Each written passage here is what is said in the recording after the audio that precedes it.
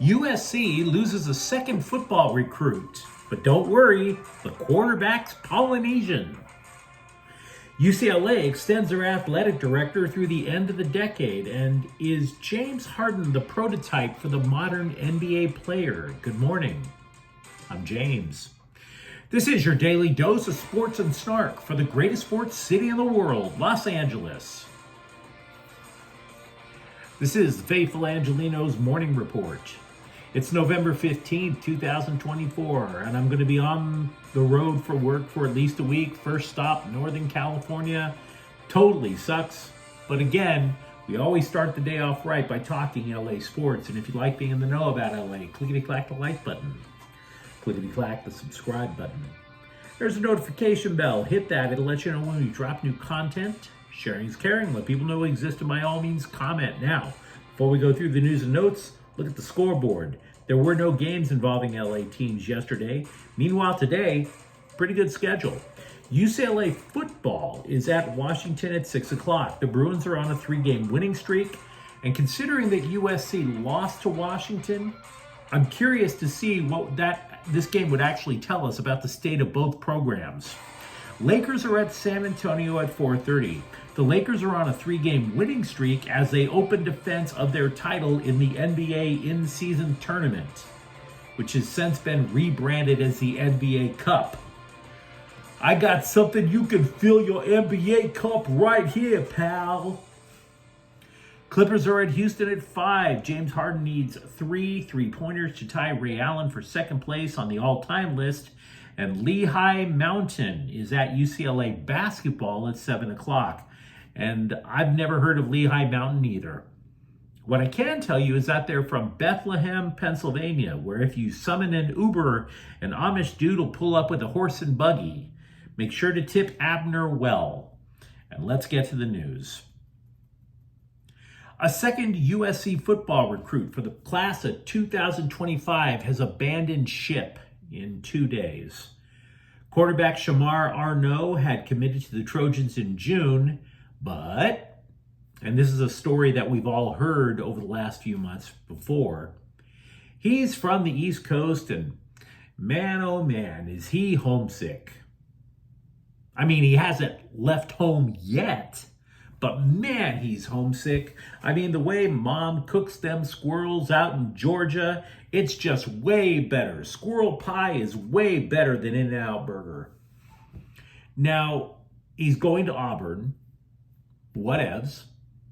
You may think that this is the latest sign that the good ship Lincoln Riley is taking on too much water. Kind of fair, right? The coaching staff placed a priority on defense, and the two guys to renege on their commitments, they play on that side of the ball. But there are recruits who plan on keeping their word. A defensive back who committed to the class of 2026 tweeted, quote, "So what? Bye. Just one less guy in my way." Now, for the record, I've been saying this all along. You simply can't rely on a high school kid to keep his word. We're just going to have to be patient. National Signing Day is December 4th. But we recognize it's bad news. Catastrophic? No. Bad? Okay. And I realize if you're a Trojans fan like I am, you would really appreciate some positivity. And just in time to lift your spirits, here comes the LA Times, which wrote this lengthy feature article on new Trojan starting quarterback Jayden Maiava. Not on his progress, though. Not on his grasp of the offense, but that he's the first Polynesian starting quarterback in USC history. Really?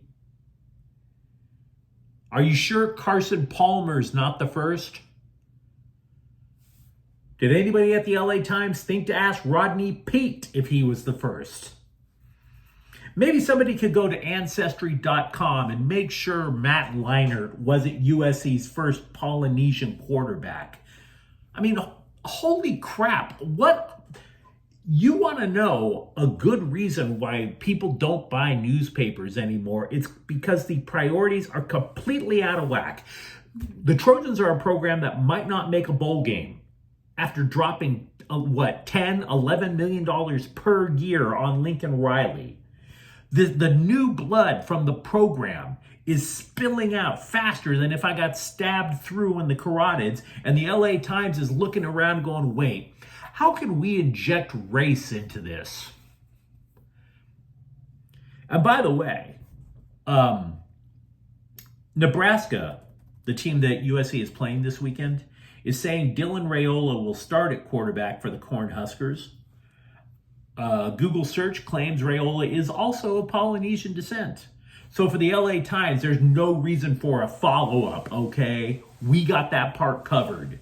When you need pointless stories about historical racial firsts out in Omaha, Nebraska, I got the LA Times covered right here. Oh, it's the first. I don't even think Jaden Mayama cares that he's the first Polynesian quarterback to start a game for USC. Some things you can just naturally assume. UCLA, meanwhile, has extended athletic director Martin Jarmon's contract for 3 years, according to ESPN. Jarmon will stay in Westwood through 2029. He replaced Dan Guerrero, coming in from Boston College, and honestly, came in to take over a department in crisis back in 2020. What else would you call it? They were over $161 million in debt, and they weren't getting any money thanks to that COVID thing. Yeah, that would qualify as a crisis to me. Now, under Jarmon's watch, the Bruins have won 5 more national titles. Granted, they weren't in the so-called major sports. We don't really know if the football program is on solid footing yet. 3-game winning streak is nice, but we don't know it. The basketball team needs to wipe the cream pie that New Mexico smashed in their faces last weekend. But in the grand scheme of things, overall, UCLA is maintaining its rep as one of the nation's premier programs while they pay off that credit card debt.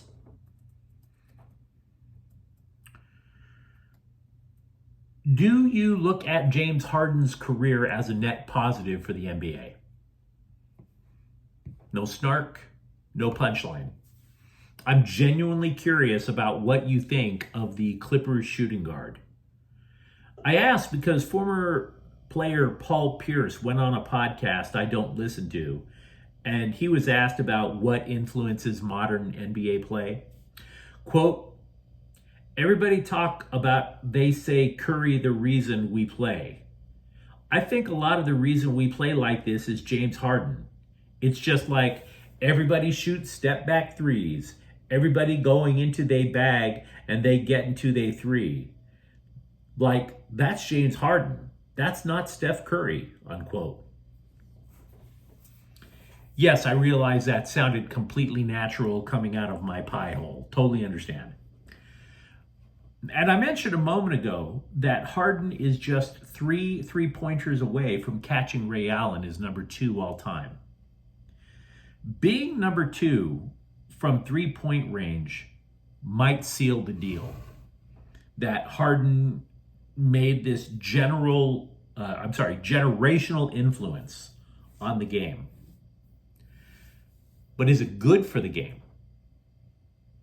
I'm not asking whether or not the 3-point shot itself is good for the game. That's been argued for decades. I'm talking about the way that Harden gets to the 3, because he has shot 36.3% for his career from outside the arc.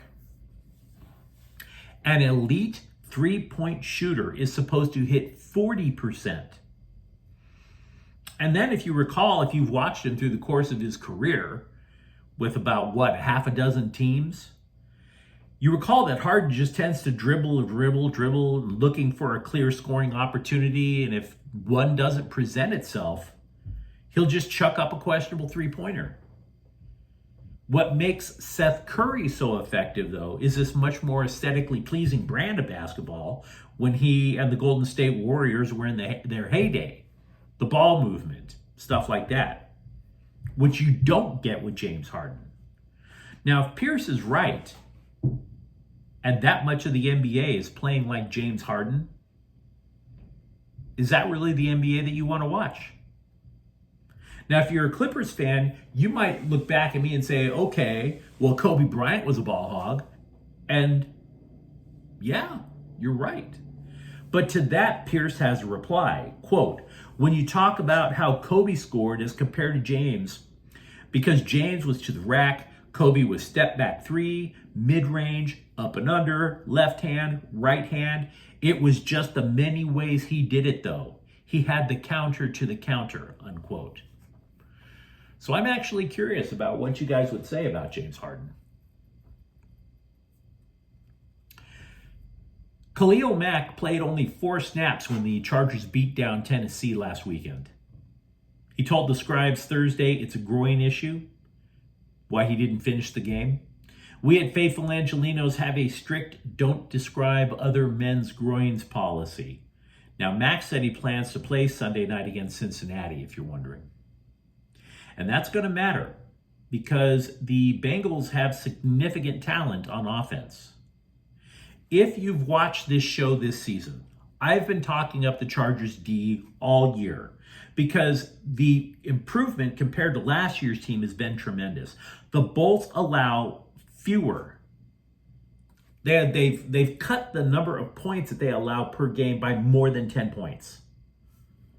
That is amazing. Especially when last year we were all told year after year about the alleged defensive mastermind, Brandon Staley.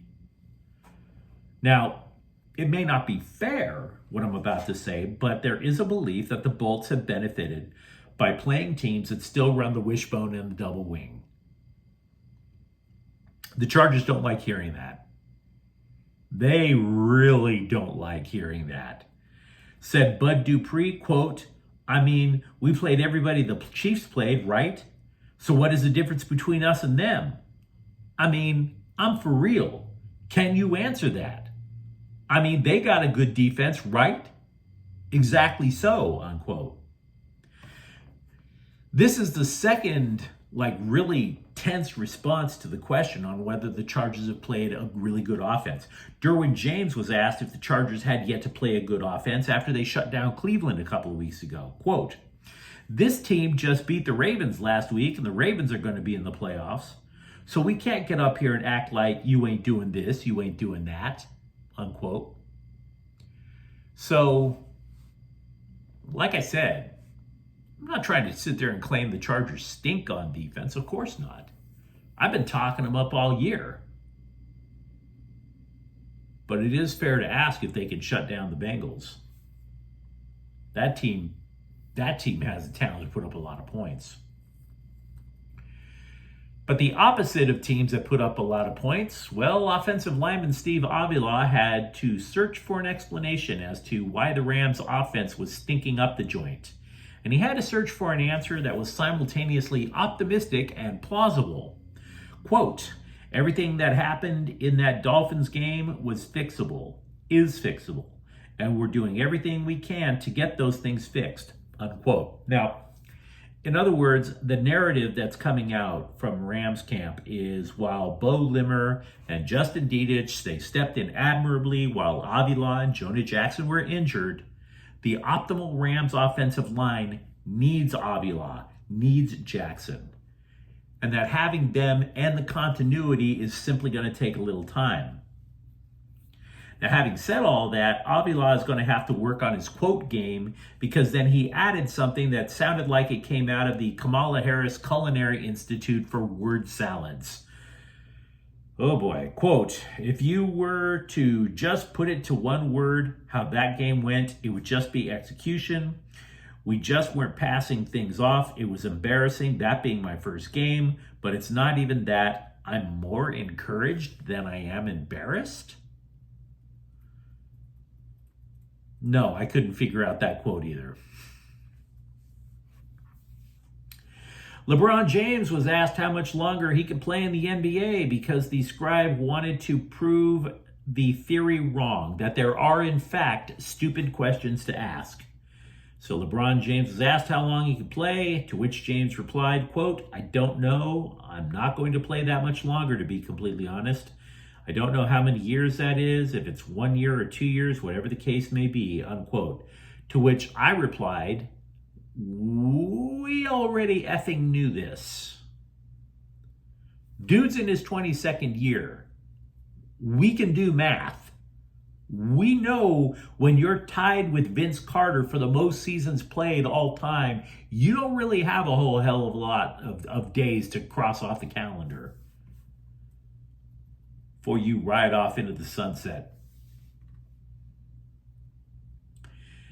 Angel City FC is going to renovate and take over the Rams practice facility over at Cal Lutheran in Thousand Oaks. To which we can all say, whatevs. But you let me know what you think in the comments thread. Talk to me, for example, about USC's state of recruiting. And for that matter, are you cool with Janes Harden being the prototype for the modern NBA player? And if you enjoyed the content, don't forget to subscribe to Faithful Angelenos. We talk LA sports every single day here. Thank you for watching. I'm James. We'll be back tomorrow. Faithful Angelenos is a Kian Cortel Queso production. Take care.